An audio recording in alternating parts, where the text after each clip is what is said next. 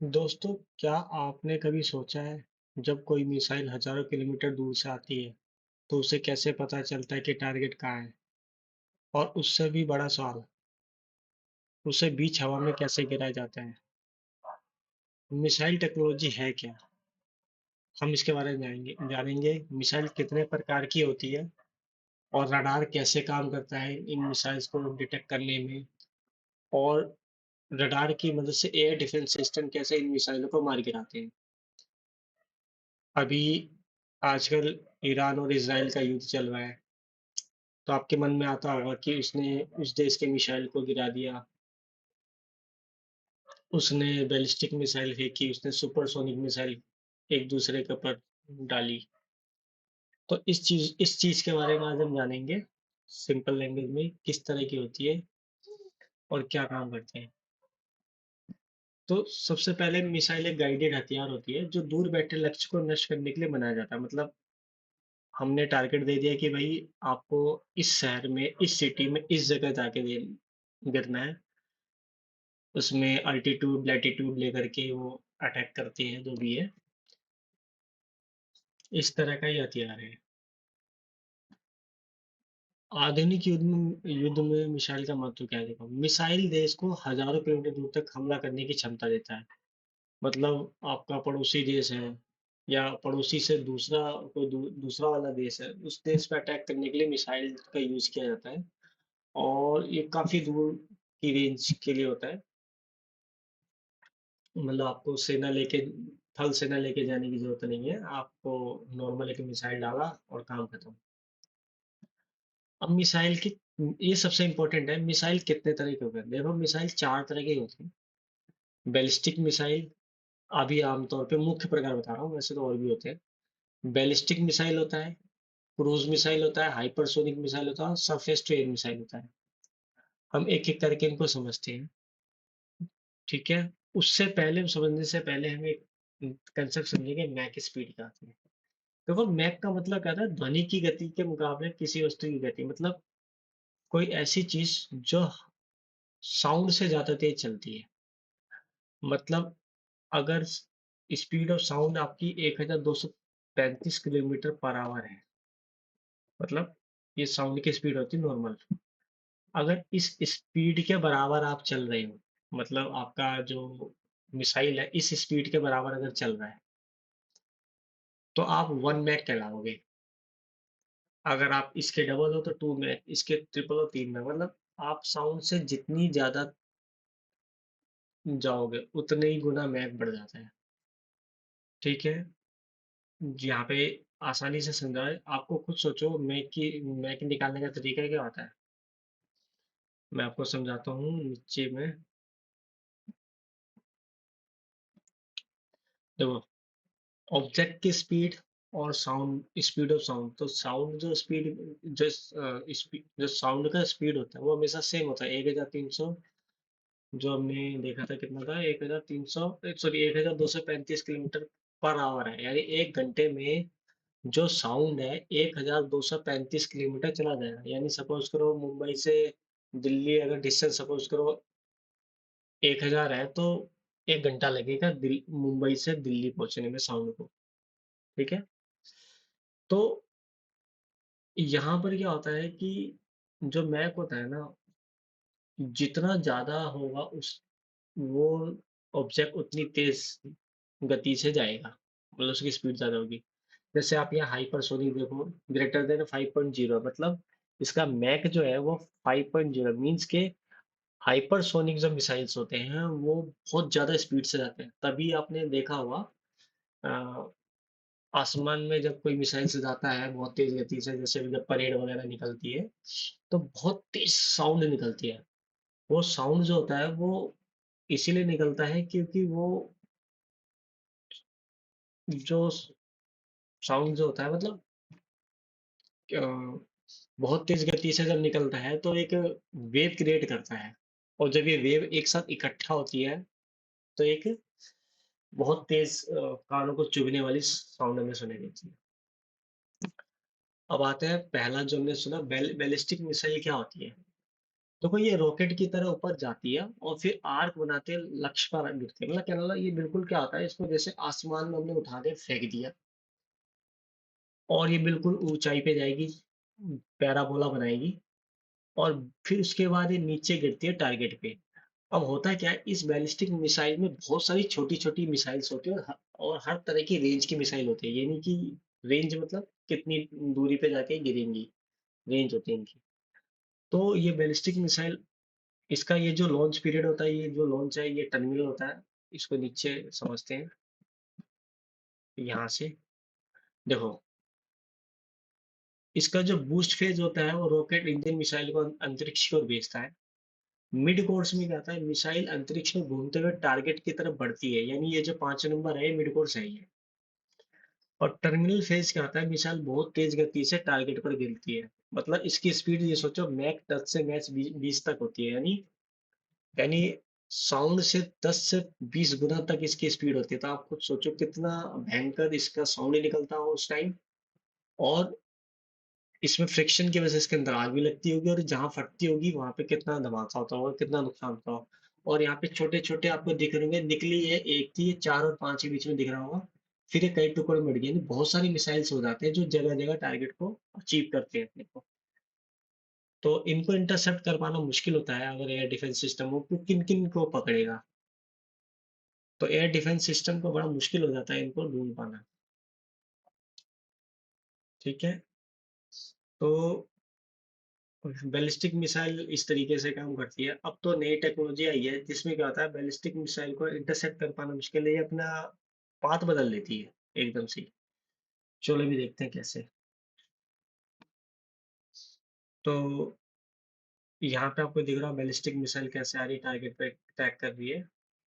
इधर पे cruise missile भी दिख रही है, यहाँ पे क्रूज मिसाइल। ये जमीन जमीन से थोड़ी सी ऊपर ऊंचाई पे चलती है और ये टेरेन वगैरह, ये जीपीएस का यूज करके ये टारगेट को करती है ताकि ये रडार से बच सके।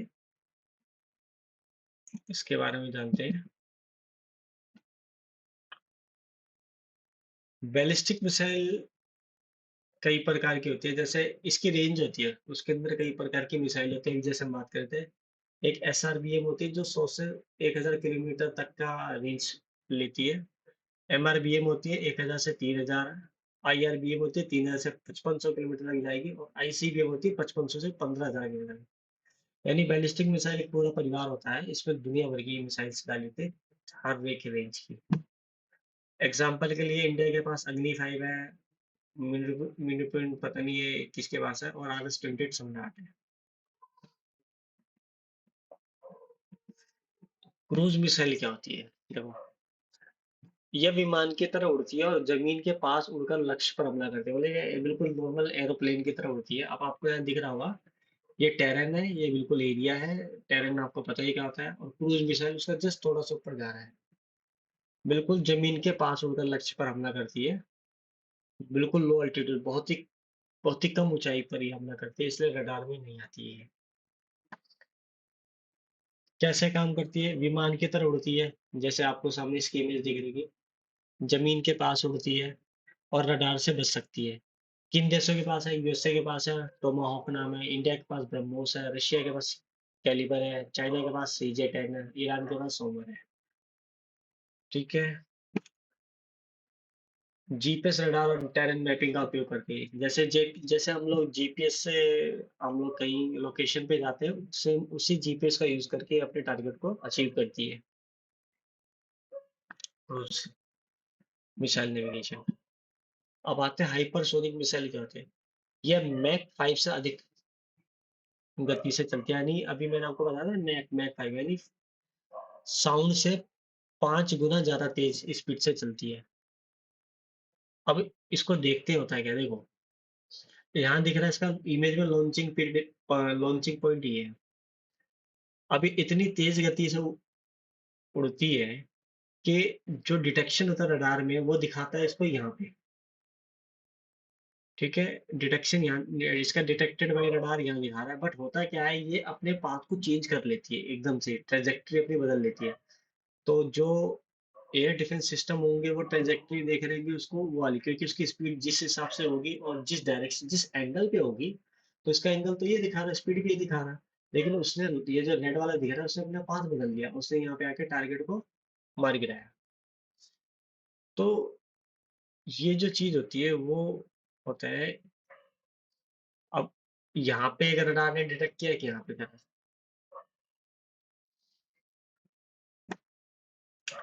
हाइपरसोनिक मिसाइल खत्म है गए, इन्हें रोकना बहुत मुश्किल होता है। क्यों? क्योंकि आपको पता है साउंड से 5 से 10 फाइव साउंड से 5 से 10 गुना तेजी से चलती है, रास्ता बदल सकती है, इंटरसेप्ट करना मुश्किल है इसको।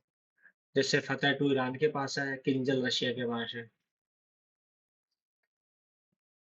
अब आते हैं सरफेस टू एयर मिसाइल क्या होती है।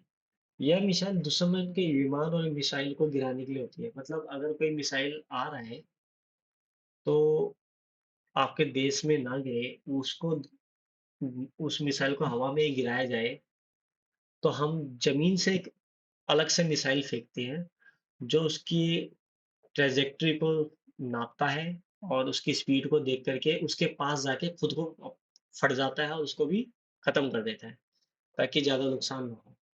जैसे इंडिया के पास S4 है जो रसिया से हमने परचेज करा है। इंडिया का खुद का एक आकाश आकाश एयर सिस्टम है।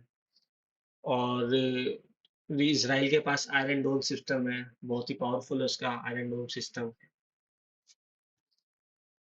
तो ये जो है ऊपर जितने भी मिसाइल्स आते हैं उनको इंटरसेप्ट करते हैं, और फिर उसके बाद ये यहाँ से मिसाइल जाते हैं, कंप्यूटर्स को कैलकुलेट करता है उनकी स्पीड को, और उस हिसाब से मिसाइल को जमीन से बेच करके उनको मार गिराया जाता है। अब यहाँ आने वाले देखो एयर डिफेंस सिस्टम कैसे काम करता है। ये जो ब्लू लाइन है ये एनिमी की मिसाइल्स है, और हमारी जो इंटरसेप्ट मिसाइल है ये है। देखो ये जो यहाँ पे क्रॉस हो रही है ना, यहाँ पे दोनों मिसाइल एक दूसरे के बिल्कुल क्लोज आ जाते हैं। और यहाँ पे जो इंटरसेप्ट मिसाइल है वो अपने आप को ब्लास्ट करती है, जिसकी वजह से जो ये एनिमी मिसाइल है खुद भी ब्लास्ट हो जाता है। कई बार आपस में टकरा भी जाते हैं, बट मोस्टली क्या होता है बिल्कुल नियर बाय आकर के ब्लास्ट हो जाता है। आपने आपने पढ़ा होगा, ये हमने एक मैथ्स में पढ़ते थे, क्या था उसका नाम, ग्राफ, जिसमें हम लोग ये बनाते थे, जहाँ पे पॉइंट्स हमारे इंटरसेक्ट होते थे हम उसका सॉल्यूशन निकाल लेते थे। तो बिल्कुल ये वैसे ही है, जैसे 3 6 6 3, एक्स का 6 वाई का 3, ये इंटरसेप्ट पॉइंट है, इस इंटरसेप्ट पॉइंट पे कट रहा है इसका। अच्छा, यह मिसाइल हवा में उड़ रहे विमान, हेलीकॉप्टर, ड्रोन को गिराने के लिए होती है। जो एग्जांपल जैसे S-400 पैट्रियट मिसाइल सिस्टम, ये यूएसए का है। आयरन डोम इंटरसेप्टर ये इजराइल का है। अब इसको थोड़ा समझते हैं, ये जो अभी हमने पढ़ा है उसके बारे में क्या लिया। देखो बैलिस्टिक क्या करती है, ऊपर जाकर गिरती है, एक कर्व पाथ बनाती है, बिल्कुल बिल्कुल जैसे बॉल को हवा में फेंको तो कर्व पाथ बनाती है।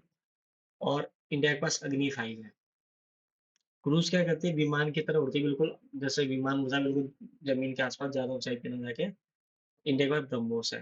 हाइपरसोनिक बहुत तेज मैन्यूरेबल पता है, मतलब ये अपना रास्ता बदल लेती है। आपको ट्रेजेक्टरी में कुछ और आएगा लेकिन ये रास्ता बदल सकती है और बहुत तेज चलती है, मैक 5 से ज्यादा इसकी स्पीड होती है। सरफेस ट्रेड क्या होता है, विमान गिराने के लिए, जैसे S-400 Patriot missile system, iron dome interceptor. अब इसमें रडार का क्या काम है। तो रडार आकाश में उड़ने वाली वस्तुओं को पहचानने की तकनीक है। कैसे करता है, ये एक ट्रांसमीटर रिसीवर दिख रहा है, ये एक फ्रीक्वेंसी भेजता है आसमान में। फिर क्या होता है, अगर कोई टारगेट मतलब कोई चीज उड़ रही है आसमान में, तो ये उससे टकरा के वो वापस आती है। तो जो वेव इसने भेजी और जो वेव टकरा के वापस आई, तो वेव की जो लेंथ, जो वेव की स्पीड होती है वो हमेशा सेम रहती है। तो जब वो यहाँ से निकली और वहां से जब आई तो उसने कुछ समय लिया होगा अपने पास पहुंचने में। तो आपको पता ही है डिस्टेंस कैसे निकलता है, time multiply speed of object. तो स्पीड तो हमें पता है ट्रांसमीटर की क्या है, अब हमें टाइम हमें पता लग गया, बस ये है कि ये यहाँ से गई और वापस आई, तो इस टाइम डिस्टेंस जो है डबल कैलकुलेट हो जाता है, तो हम उसको 2 से डिवाइड करके रियल डिस्टेंस निकाल लेते हैं कि वो हमसे कितनी दूरी पे है। और उसकी स्पीड क्या है, मतलब हर बार इसका स्पीड क्या हो रहा है, उस हिसाब से हमें उसकी ट्रेजेक्टरी का पता लग जाता है। जैसे आपने सुना, आपने देखा होगा, पढ़ा भी होगा कि ये बिल्कुल वैसा ही सिस्टम होता है जैसे हम पहाड़ों पे जाते हैं और चिल्लाते हैं अपना नाम चिल्लाते हैं और फिर हमें वही आवाज़ हमें थोड़ी देर बाद सुनाई देती है। ऐसा क्यों होता है जब हम बोलते हैं ना, तो हमारी आवाज़ जो होती है वो जाके पहाड़ों से टकराती है और कुछ समय बाद वो वापस टकरा के हमारे पास आती है। तो हमें लगता है कि किसी किसी ने हमें फिर से वहाँ से आवाज़ मारी, जबकि ऐसा नहीं होता। हमारी आवाज़ जाती है उस पहाड़ से टकरा के आती है। तो हमारी जो आवाज़ है वो फिक्स है 1225 समथिंग था किलोमीटर पर आवर है। तो उस हिसाब से उसको मीटर पर सेकंड में चेंज कर लो और वो आवाज़ जब गई और वहाँ से वापस आई तो मान लो आपको 0.5 सेकंड या 1 सेकंड या 2 सेकंड में आपको वो आवाज़ मिली, 2 सेकंड में अगर मिली, तो उस 2 सेकंड को आप मल्टीप्लाई कर दो उस जो आपके पास आवाज़ आई सॉरी जो आवाज़ की जो स्पीड थी, उससे मल्टीप्लाई करोगे तो आपको डिस्टेंस मिल जाएगा उस पहाड़ का आपसे। अब करना कुछ नहीं, आपको 2 से डिवाइड करना है क्योंकि आपका साउंड ने पहाड़ के पास गया और वहाँ से वापस आया, ठीक है? तो इसी तरीके से ये चीज़ काम करती है। अब रडार का पूरा नाम भी देख लेते हैं। इसका नाम है radio detection and ranging. Ranging मतलब उसकी रेंज क्या है? Detection radio. रेडियो कैसे पकड़ता है? रेडियो एंटीना रेडियो वेव्स भेजता है जैसे मैंने भी आपको बताया। वेव्स मिसाइल और एयरक्राफ्ट से टकराता है। वेव्स वापस रडार पर आती है। कंप्यूटर जो उसके साथ अटैच होता है वो डिस्टेंस और स्पीड कैलकुलेट करता है उसकी। इससे पता चलता है मिसाइल कहाँ पे है, कितनी स्पीड से आ रही है और किस दिशा से आ रही है। ठीक है? अब रेडियो के रडार के मुख्य कारण एंटीना, ट्रांसमीटर, रिसीवर, कंप्यूटर होते हैं। ये बहुत दूर से खतरे को पहचान कर सकता है और जो हमारे साथ इसके साथ जो हमारे आयरन डोम या जो भी S-400 जुड़े होते हैं, वो जाके उस मिसाइल्स को मार गिराते हैं। जैसे S-400 का ही ले लेते हैं, क्या है? रडार के बारे में ले यह दुनिया के सबसे एडवांस एयर डिफेंस सिस्टम में से एक है। हमने रसिया से इसको परचेज़ करा है। S-400 जैसे एयर डिफेंस कैसे काम करते हैं? रडार मिसाइल डिटेक्ट करता है जिस हिसाब से कंप्यूटर ट्रैजेक्टरी कैलकुलेट करता है कि कहाँ से, किस दिशा से, किस ट्रैजेक्टरी में आ रहा है और कमांड सेंटर जो होता है इंटरसेप्टर मिसाइल लॉन्च करता है। इंटरसेप्टर मिसाइल मतलब उस मिसाइल के पास जाओ और जाके उस मिसाइल को ध्वस्त कर दो, नष्ट कर दो। इंटरसेप्टर मिसाइल टारगेट को हवा में हिट कर देती है, तो वो ज़मीन पे नहीं पहुँच पाता जिससे हमें नुकसान नहीं होता। रडार का लक्ष्य पहचानना, ये मैंने आपको दिखाया था एनिमी मिसाइल और इंटरसेप्टर मिसाइल। मिसाइल, रडार और एयर डिफेंस आधुनिक युद्ध के मुख्य उपकरण हैं। तो अब आपको समझ में आ गया होगा ballistic missile, cruise missile, hypersonic missile और रडार और एयर डिफेंस सिस्टम जो S-400 हो गया, चाहे आयरन डोम कैसे काम करते हैं। तो मिसाइल इस वीडियो को देखने के लिए धन्यवाद दोस्तों। Please like, share and subscribe करें अगर आपको मेरी वीडियो अच्छी लगी है तो। ये ऐसे-ऐसे टॉपिक पे और लाऊँगा। अगर आपको और किसी टॉपिक पे बात करनी हो तो आप मुझे कमेंट में डाल सकते हैं।